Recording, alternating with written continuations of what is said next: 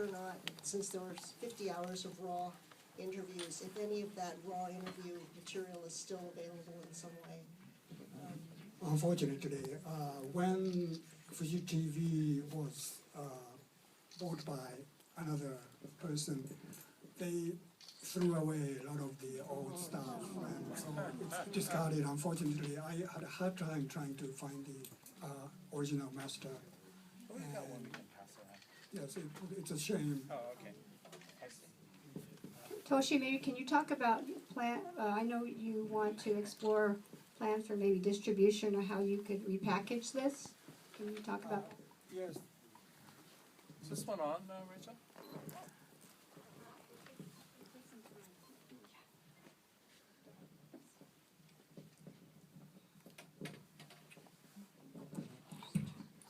There it goes. Thanks. The distribution is being arranged with the Center for Asian American Media, and hopefully it will come through quickly, and the film will be available by the end of this year, I hope.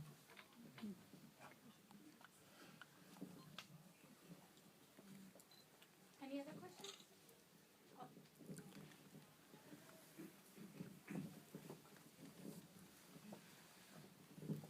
Hi, I've got a question in regards to the quota, in regards to Japanese that are allowed to immigrate to the U.S., and also vice versa. Well, originally up till 1924, there were no official quotas. There was the unofficial gentleman's agreement. The 1924 Immigration Act established nationality quotas, and it actually had two aims. One was to basically eliminate what remained of Asian immigration to the United States, but it also was designed to sharply limit Southern and Eastern European immigrants who were also seen as being inferior at that time, so Poles, Italians, Greeks, etc. And so what they did is they based the quotas on how many of that nationality were here in the United States in 1880, which of course were most Eastern and Southern Europeans was very low, and then they set a minimum quota of 100, and so that was the quota for Japanese and Chinese, was 100. There were non-quota immigrants, though there were some. The non-quota immigrants were business people, tourists, students, and religious, and some other limited professionals. If you're a flower arranging teacher or something like that. But any kind of mass immigration that was legal was restricted at that time. Now there was large amounts of illegal or undocumented immigration that went on from all of the countries that were limited. A friend of mine, I didn't realize the old pejorative, I don't know if you heard the term WAP, referring to Italians, actually meant without papers. And so of course there were undocumented Chinese, paper sons, and there are actually a number of undocumented Japanese, including started at my grandfather jumped off a boat and swam into the United States. So.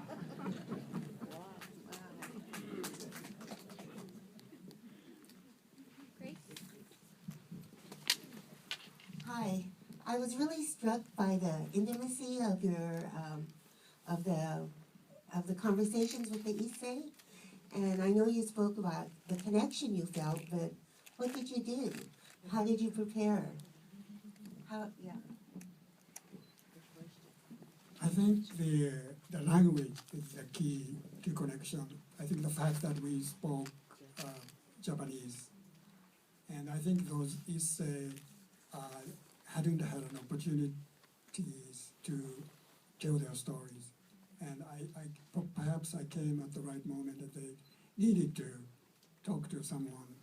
And I think when you come to a foreign country and meet someone from your country who spoke the same language, I think there is an instant affinity there. So I think, and also I was so young and they thought maybe I was their own kid or something. Toshi's very charming, I'll tell you. I really think there's something about his personality that made Issei felt comfortable with him. I think it's apparent from the film. You could see it. Hello, Toshi. It's Iris. I'm a member of Toshi's poetry writing group.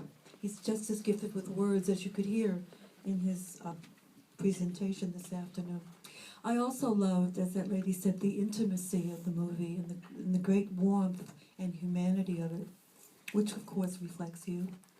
One of my favorite moments in People was that wonderful woman who loved books and felt that they had saved her life. I certainly feel that way about myself.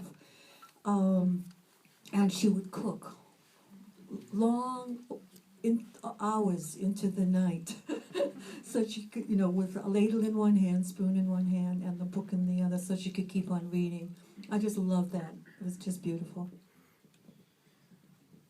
I was wondering if Lane or anyone could comment on the notion that the women were quite educated, and the age difference in a lot of the picture brides versus the men. Well, I think one of the things that's been so useful in the classroom over the years, and why I was stealing his, the bootleg copy, is that there really aren't many visual materials, documentaries that really allow Issei women to speak. And I think it's just amazing, some of the things they share, right? To me, there's a lot of really moving passages, but the sequence at the beginning where the lady's talking about how, she doesn't understand the men, the single laborers, right? But her husband's explaining to her, you see the room, right? This little narrow room with enough room for a cot and like a dresser and little wash area. And he says, well, these guys are lonely, right? They're single, they're out there working very hard.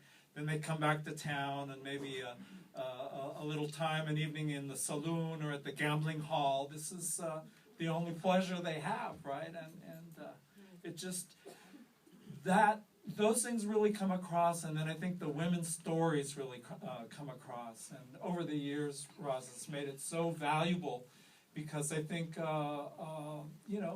the students now, they think the Vietnam War is ancient history. And so to be able to give them an insight into what the Issei's world was like, I think is invaluable. And there just aren't many, there's maybe one handful of films that show you something about the Issei, but I think this really stands out, and I'm really hoping Cam will pick it up and distribute it. I think a lot of people could really benefit from seeing this one.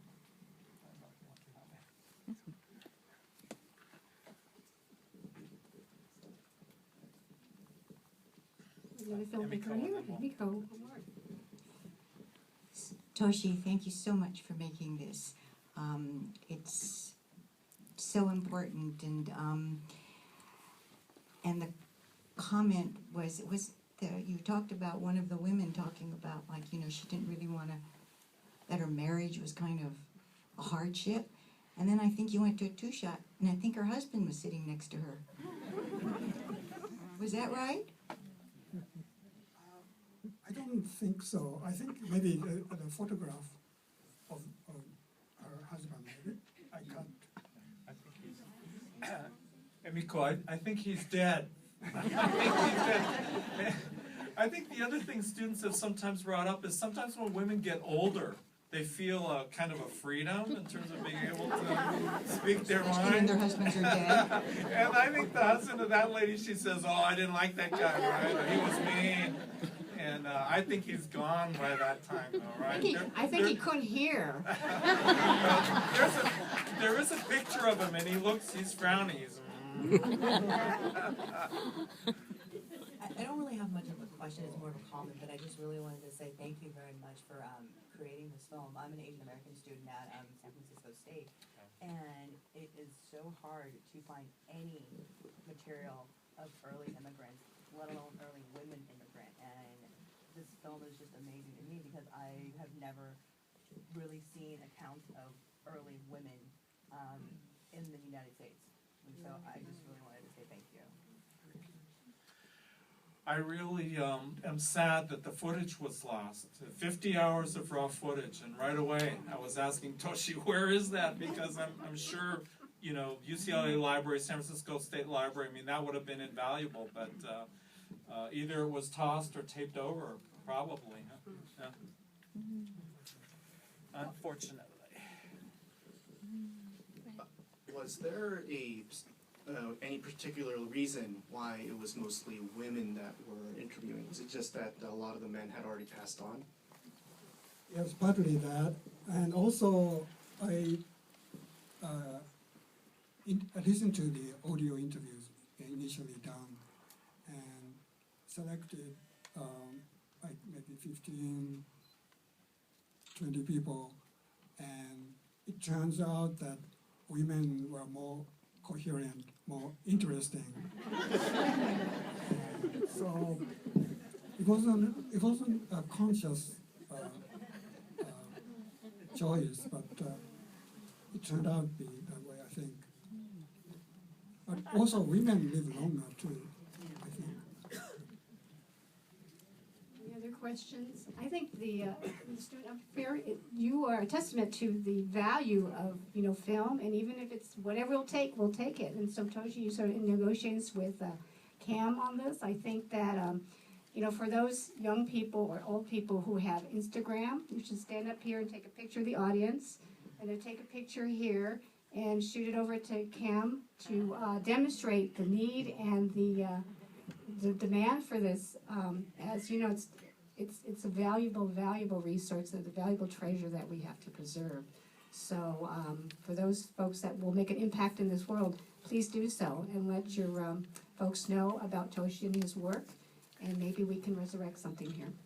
I just wanted to mention really briefly, because I think he's probably too modest to mention it, but I think Masao's done some great research on the land law, and I just wanted to say one more time that you really have to take your hats off to the ISSEI, because despite these terribly discriminatory pieces of legislation that I think really cut at the heart of a community that after all was based on agriculture, I think the ISSEI prevailed. And I think if you go online and look up Masao Suzuki, you can find at least one of his full-length articles about the land laws online, and it's free. You got to search a little bit, because some of the websites like Jester only printed the first page, and then you got to pay $15 to buy it. But if I'm not mistaken, there is a full-length, at least one full-length article that Masao published on the California alien land laws that you can find online, with lots of statistics, lots of tables, and I'm really glad that he could come out to work with us on this program, because I think it's important to remember. Very good. Can you let the audience know you have a website or email? I don't think it'll stretch, but we'll Yeah. Anyway, I can. I teach at Skyline College, which is part of the San Mateo County Community College District, and so my email there is just suzuki@smccd.edu, and you can email me there. Just a last comment. This is something that I haven't done, or I did, but I stopped. But for young people who are interested in studying Japanese American history, learning the language and the writing is a very difficult but important task. I started that. I wasn't able to carry through. But it did help me in terms of being able to read a lot of the Japanese census material. And there's actually a lot of material in Japanese by the ISSEI here, business associations, all kinds of annual yearbooks, things like that. And so it is something that I think is really important for any of you who are future scholars of Japanese American history.